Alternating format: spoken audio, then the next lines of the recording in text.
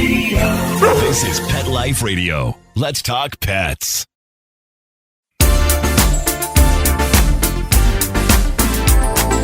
Rappaport to the rescue with award-winning animal advocate Jill Rappaport.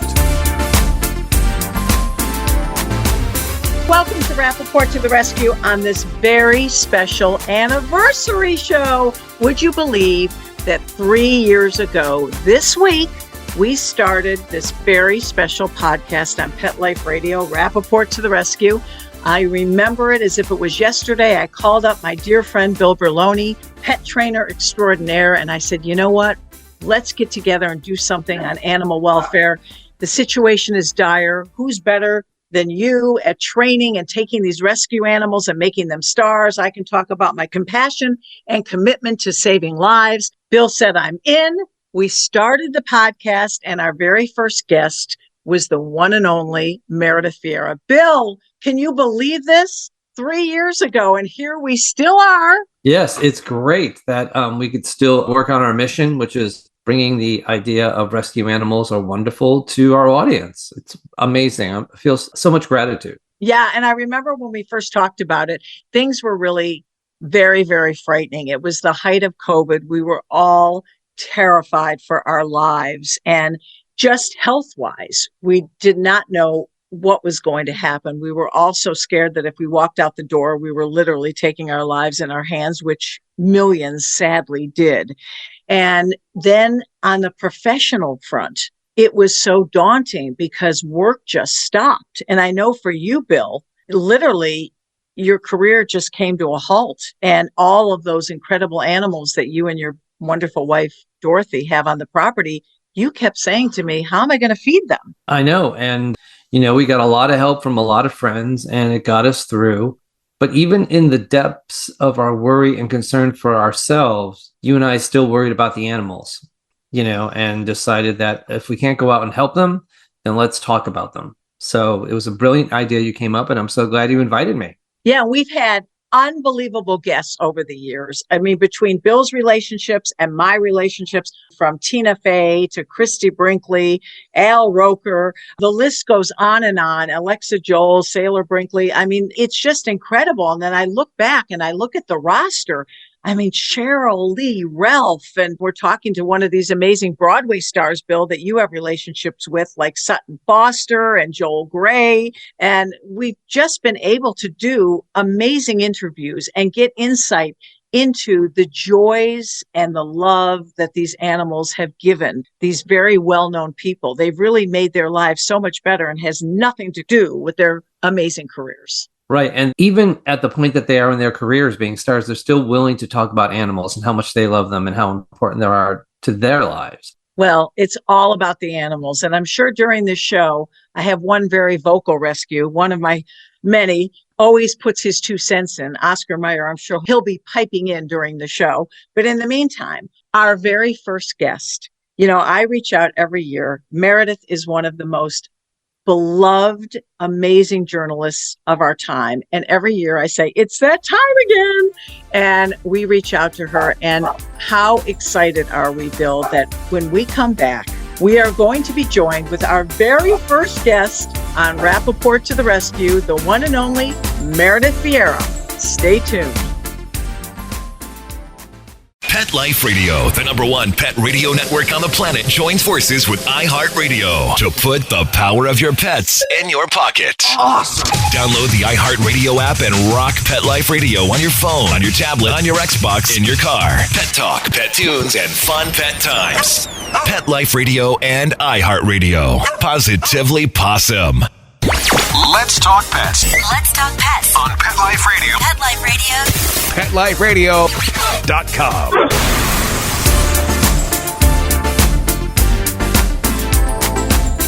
Welcome back to Rappaport to the Rescue. I'm Jill Rappaport. Our anniversary show, would you believe, 3 years have come and gone. There's my very vocal Oscar Mayer in the background cheering us on. And it was 3 years ago this week that we started Rappaport to the Rescue with my very dear friend, the one and only Bill Berloni, who's joining us today, and our very special guest, the legendary journalist, talk show host, game show host, one of the most beloved public figures, Meredith Vieira. Meredith, you are just amazing. You always say yes. Every year I say it's that time and you say I'm in. So great to have you. Oh, it's so great to be here, Jill. Bill, hi to you as well. You know what? I'm so honored to be part of this. And I knew when you started it, I knew it would be a great success because your passion is not phony. It is real. It's been there forever. You care so much for our four-legged friends and everybody knows it. So I'm thrilled to be in the forefront of your fan club. Yeah. Well, first of all, Bill and I always joke, you're our good luck charm, literally, because we kicked off the show with you and we're still here. So, I hate to tell you this, Meredith, we're going to continue for a long time. You better always be available every year. I will. I'm telling you, honey, more and more likely that I will be every day. So. And we've also gone through so many changes in the last 3 years. The saddest thing for me when looking at you and talking with you, the reason we all three connected was because I first did a story on Bill on the Today Show about his amazing training abilities, taking rescue animals, making them superstars on the stage and screen. You were so impressed with the story. You actually brought Bill to your home to pick up Jasper, your beloved dog Jasper, and take him for, I believe it was a month, and retrain him. They say you can't teach an old dog new tricks, but Bill, you did. No, Jasper was a really good boy. He just needed some redirection. Yeah, he did. But what was that like? I mean, Bill, when you met here, it's Meredith Vieira. I know you were a little nervous, a little intimidated. You didn't know her. You didn't know what type of dog Jasper was. You were a little frightened at first, right? I wasn't frightened of Meredith as much as I was frightened of what I would have to tell her. I can train the dogs and they do great with me, but if somebody who owns them doesn't follow our advice or follow through with it, then it's going to fall apart. And then I usually have to say to them, this is your fault, that's hard to do. And sometimes you can't always change your lifestyle or change the things you need for the dog to act well. So I was more afraid of that. But of course, Meredith, being Meredith, took it all in, listened, got her kids on board, got her husband on board, and got Jasper in line. And I thank you for that. And you were shocked what he was able to do with little Jasper. Totally. And you're always nervous to hand over something that you love. I mean, I love Jasper to somebody. I knew Bill's reputation, obviously, and I liked him immensely. And I saw him relate to the dog. And clearly I knew that it was a good match. Or one of them had met their match anyway. It was Jasper met his match with Bill.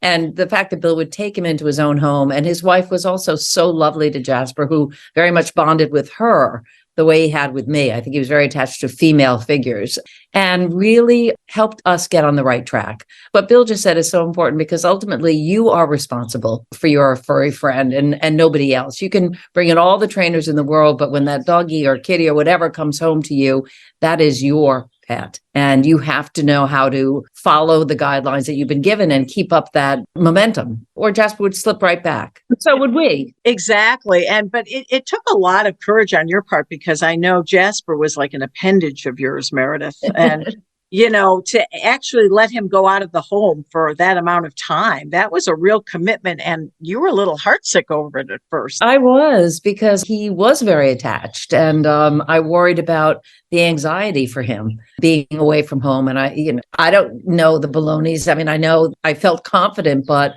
I didn't know how Jasper was going to react to it. And it would work seamlessly, which speaks to Bill, really, in the way that he relates to animals. I think they feel safe. I really do.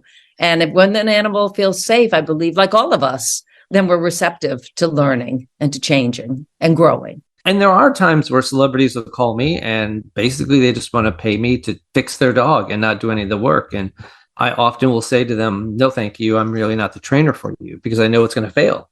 Yeah. And so I'm not going to go down that road if I know people aren't going to listen. So it worked out great. And again, I had always admired Meredith and her work.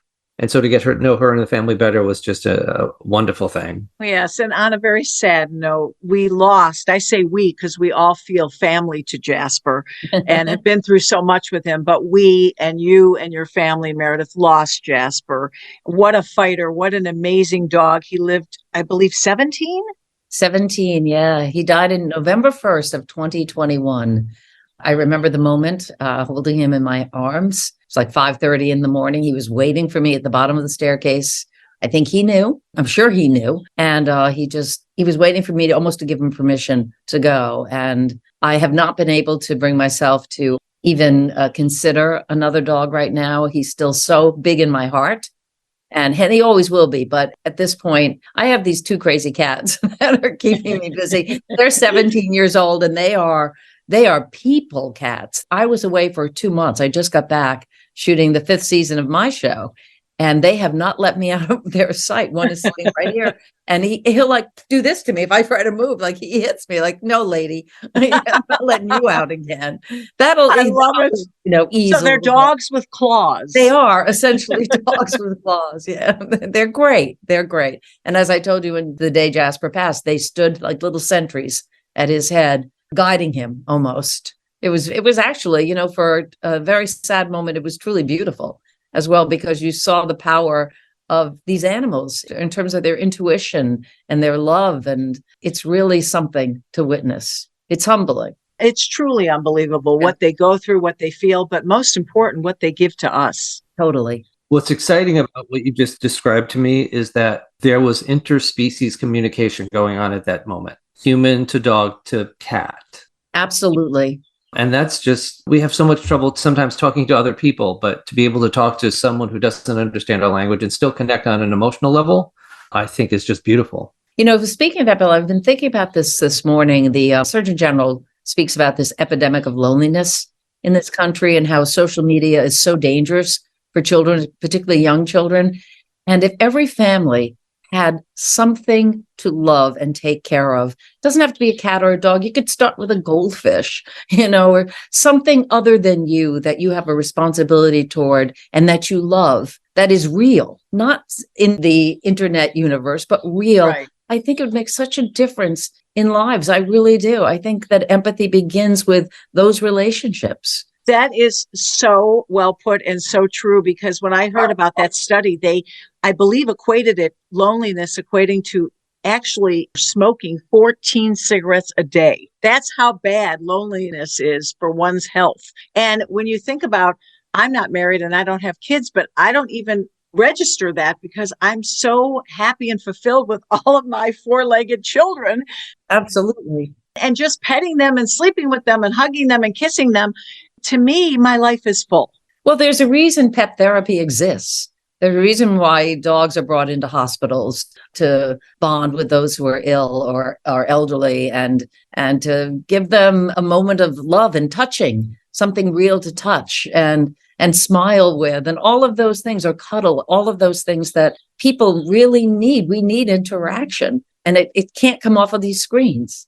Much as I love being here, I'd rather be sitting next to you, Exactly. And Bill, you see this all the time. I mean, especially with the animals that you've rescued and you've turned their lives around. And I think because of their situation, you've enlightened so many people that had no idea the impact that these amazing rescue pets can give to our lives. Exactly. And, they're beautiful creatures, and being able to match them up with owners who are ready to take the responsibility is so good. But, I can't tell you, Meredith, how many times I hear people say, I'm not ready yet. Yeah. And that sounds to me like you still want to be lonely. Yeah. And you can love many people because each one is a different experience. So having a dog in your life isn't going to take anything away from Jasper, for sure.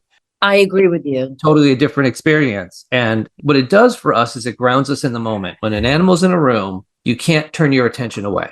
And we need to turn our attention away from media, from news, from all that sort of stuff. And so whenever an animal walks in the room, we're all of a sudden in that room with that animal. And that helps calm us.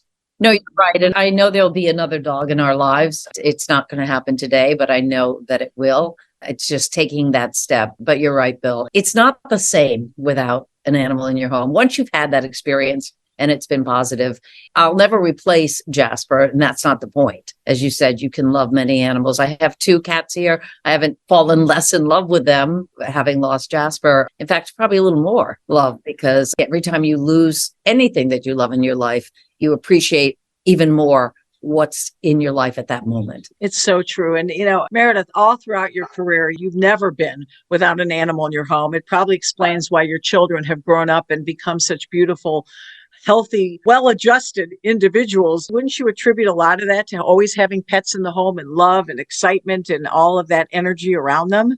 I think so. I think it's a combination, actually, of having pets that they had a responsibility toward, and they were part of taking care of them. It wasn't just going to be mom. A lot of times it was, but they really grew to understand that ownership, quote unquote, comes with true responsibility. And it's not, oh, for that 1 hour a day, whatever, when you want to sit on the couch with your dog. Between our pets and my husband's MS, I've talked about that a lot. The kids learned a lot about empathy. They were able to step away from themselves and all those selfish thoughts that we have every day, understandably, and focus on something else that needed attention and love. And I think that is an invaluable lesson. Plus, it's just joyful. As Bill said, having a pet is just a joyful experience because they do love unconditionally and they are there for you. And there's something, it's kind of magical, it's not human. It's beyond that. It's something that only they can give you. Meredith, how many grand dogs do you have? Well, I have one right now, Arthur. My son Gabe and Allie. They got married right before Jasper died, actually. But they had gotten Arthur when they were in Washington State. And he's great. He's a mix of a basset hound and a retriever. Go figure. He's like really long. He looks like a cartoon character. He really does. And my son has written 2 books about Arthur. They're just adorable. One, not to sell, just about Arthur and his anxiety. A is for Arthur and anxiety. He was going to do a whole list of, every letter of the alphabet would have some meaning with it. And then he wrote one for his wife when he proposed to her about He Arthur. should sell those. I would want to buy that and read it. I think that's a great concept. It's like, who can't relate to an Arthur with anxiety? Exactly. And little kids who are anxious would Yes. to the dog. They could talk to the dog about it. So anyway, so he did that. So it unleashed this creative part of Gabe too. Who would have thought that Arthur would do that? But it makes total sense. So I have one right now and then 2 grand cats. My daughter has 2 kitties. And Meredith, you still have such an incredible career. You're hosting this great game show, 25 Words or Less, which obviously you love. You said it's in the 5th season. Is that correct? We just shot season number 5 in April and May. Yeah. Mazel tov. Thank you. Thank you. It's a knock on whatever. I don't have, this is wood. I'll knock on that. Okay. I think I told you before, it found an audience during the pandemic. It started in 2019 and then in 2020, it took off because so many people were at home and they were looking for something to entertain them and doing a lot of channel surfing. Came upon our show. Unfortunately, enough people stuck with it that we are now, 5 seasons in. So that has been great for us. Also, game shows have had this renaissance. They're very, very popular and that helps. And part of the reason that the networks like to produce them is they're not that expensive. And what I love about Meredith Vieira, first of all, you burst onto the scene at such a young age, starting with that show, which I love, West 57th. You were on 60 Minutes, of course, one of the original and the most beloved host of The View, the Today Show host. You were always known as the quintessential newswoman, the incredible interviewer. But I always knew the side of you on the Today Show, wacky, funny Meredith. So now doing a game show, I think is the way they describe it. But you have such a wonderful, loving, fun way about you, and you love to have fun. So the game show is the perfect fit for you at this time in your life. It is. It was great being back in California after the last time I was there was 2019 and the pandemic hit. So to see everybody again, I was very grateful to be able to do my show out of my basement for 3 years when people were not traveling. But there's nothing, again, it goes back to why you have an animal in your life or whatever. Connection is everything. And to walk into a studio, to hug people again, to see their faces, to share a glass of wine, whatever it is, to do the show as this unit. There's nothing like that. And it's reflected in the quality of the product. There were just better shows because of that interaction. So I was extremely grateful to have that experience. And it's condensed work. It's 2 months, 180 shows, and then you're done. That seems like heaven. It is. In the moment, it's like, oh my God, I can't do another one of these things. But you know what? This, it's ultimately performance. So when you're in the moment of that show, you're on, and your goal is to drive that show as the host and to make everybody comfortable and to have a good time. And you do. So that energy keeps you going show to show. And then at the end you go, oh gosh, And, I got to deal with my cataracts. But right before that, everything's fine. But, Meredith, still, whenever I tell people, oh, guess who's going to be on my next podcast, Meredith Vieira, everyone says, oh, I'd love to see her back on the Today Show. I'd love to see her back on The View. You're one of these women who is so beloved and revered, and people still come after you all the time, offering you the most coveted jobs. And you kind of just always have been the type of person to say, no, thanks, when anybody else would be dying for that opportunity. Well, I didn't say no thanks the first time, but I think you have your moment in life, and sometimes you need to know when it is your time to get off the stage, so to speak. And it's okay to step aside. It's not failure to me. We're all growing and changing, and I loved those experiences, but I also love where I am now in my life. And I love having the freedom to spend more time with my husband, to know that at the drop of the hat, we love Cape Cod the way you love where you are, and everybody has their space. And it's nice to know, oh, we can now do that. I'm not tied down the way I was before. I didn't think of it as tied down at the time. I thought of it as a great opportunity. But right now in my life, I see this other opportunity, and I'm glad to be able to grab hold of it, because I'm not here forever. We all have this time on earth, and I want to enjoy it and relish the moments that I have in the way that works for me right now. But you always knew when it was time for you to say goodbye. We didn't want you to say goodbye. The audience was like more and more and more. And it's always so natural to say, hey, I don't want to get off that train because there may not be another one. In most cases, there's never another one. You were never like that because you wanted to put your life and your family first. I did. And that's always been a priority for me. And I think it is for a lot. It's not unique to me, but it can be scary to say I'm going to walk away, particularly in our line of work, which, the salaries can be really lucrative and you don't want to be driven by that. But that plays into how you make choices sometimes. It just does. Whether, I'm going to admit it. The Today Show was a nice chunk of change. But at the end of the day, what convinced me was, am I living for the money? If that's the reason I'm doing it, then there's something screwed up here. And I like a comfortable life like everybody else, but I didn't want that to be the reason why I did something, because it just didn't seem like a healthy priority compared to, your family and your friends. And I also, maybe call it stupidity, but I've always had a certain amount of faith in myself that if it's TV, great. If it's not, that's okay. Whatever, maybe this kind of thing, people are strangely attracted to it. Oh, okay. Well, then now we want her more because she's so oblivious to or I don't know. Whatever has done it, it's worked out okay for me. And I get the occasional people. Oh, are you bummed out that you're not doing this anymore? That you're only doing a game show? And my attitude is no. I love going to LA. I love being on a set. I love making people happy. I do no harm. That's my job. I do no harm. I just bring some joy into somebody's life for half an hour.